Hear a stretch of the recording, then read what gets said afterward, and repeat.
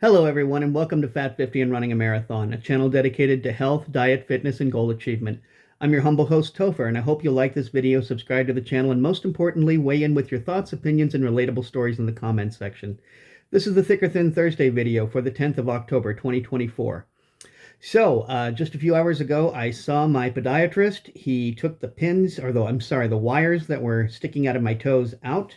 So now I have Band-Aids instead of wires sticking out of my toes, and that's actually pretty handy because those wires regularly caught on stuff. He wants me walking on the boot for another 3 weeks.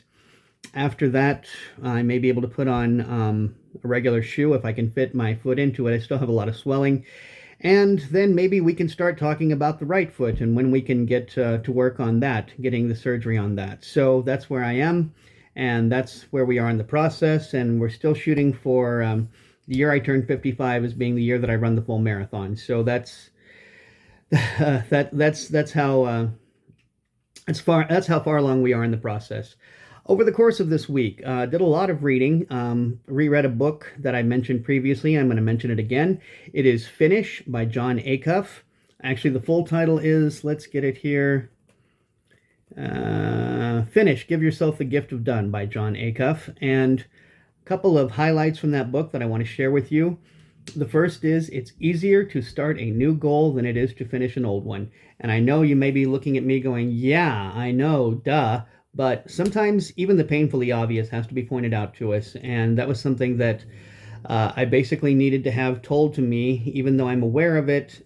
It's just, I don't know, maybe I'm unique in that respect, but I think a lot of us actually need to be told things that we're aware of sometimes, and I needed to be reminded of that.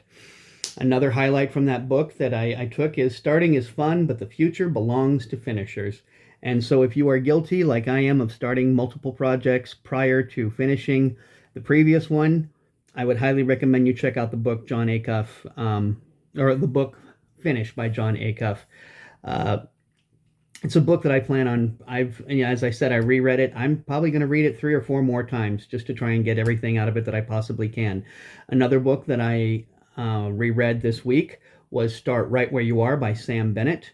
A couple of the highlights I want to pull from that are, she suggested the idea of a daily minimum requirement. And the daily minimum requirement is contingent upon you and what you need. But let me give you an example of some of the daily minimum requirements that I have established for myself, one of which is proper hydration. And another is exercise. Another one, and the final one that I'm going to mention here, is making sure that my wife knows that I love and appreciate her every single day. These are just a handful of my minimum daily requirements, but I'm creating a list of them. I'm figuring out which ones could maybe be resorted or restated, and I'm going to encourage everybody out there to figure out what your daily minimum requirements are, what you need every single day in order to be a productive and valuable human being, and to make yourself happy in order to be able to help others. So that's something I'll probably discuss in a later video at some point. The other highlight that I grabbed from this book that I want to share with you, Sam asked basically she asked, are you self-sabotaging, or are you falling prey to the human condition that fears change? And I really had to take that one into deep thought. And I got to tell you, I've been thinking a lot about it, and I don't know that I have an answer for it. All this time I thought I was guilty of self-sabotage, and maybe it truly is just the case of the human condition that does not like change, that likes things to stay exactly the way they are. And maybe that's more what I'm guilty of than self-sabotage. I don't know. I've got to start looking back at situations and trying to figure that out. But that's where I am with that.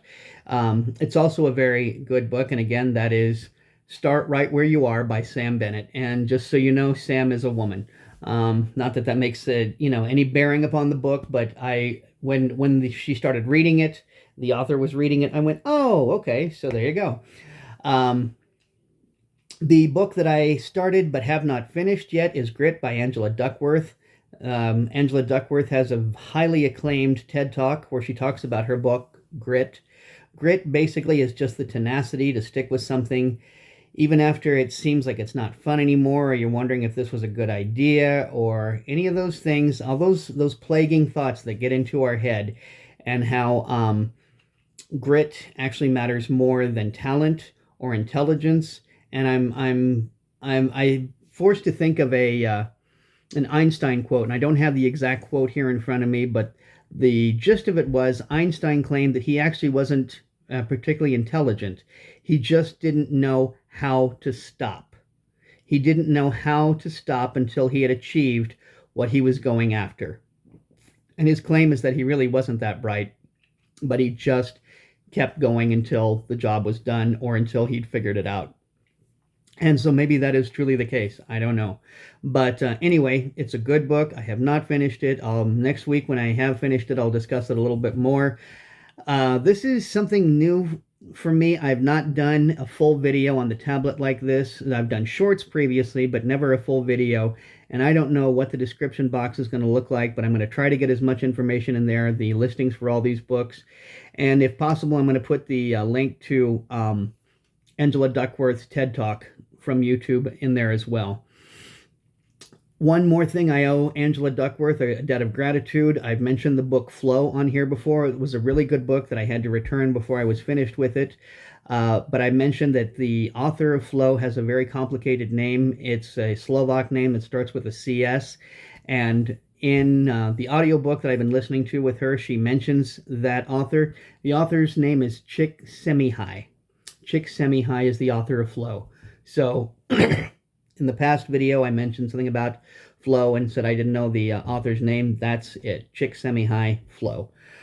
So my question this week is kind of centered around an email that I get every week. On Thursday, I get an email from James Clear. If you're not familiar with James Clear and Atomic Habits, I mentioned that on here before. I would highly recommend you get a copy of that book. It's a great way to establish good habits and work on bad habits.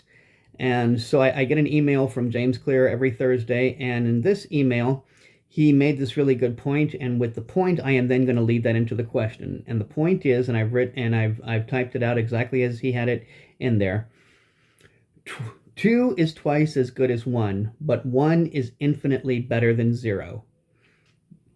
And then he goes on to explain that 1 minute, even 1 minute of studying is better than 0.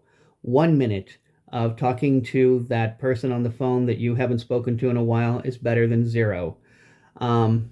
So yes, 1 is infinitely better than 0. While 2 might be twice as good as 1, 1 is infinitely better than 0. And my question to you this week is, what have you done to get that 1?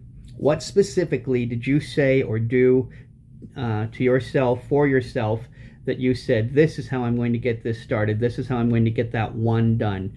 When was the last time, and was it effective, that you said, okay, I'm going to do this, but I'm going to half-ass it?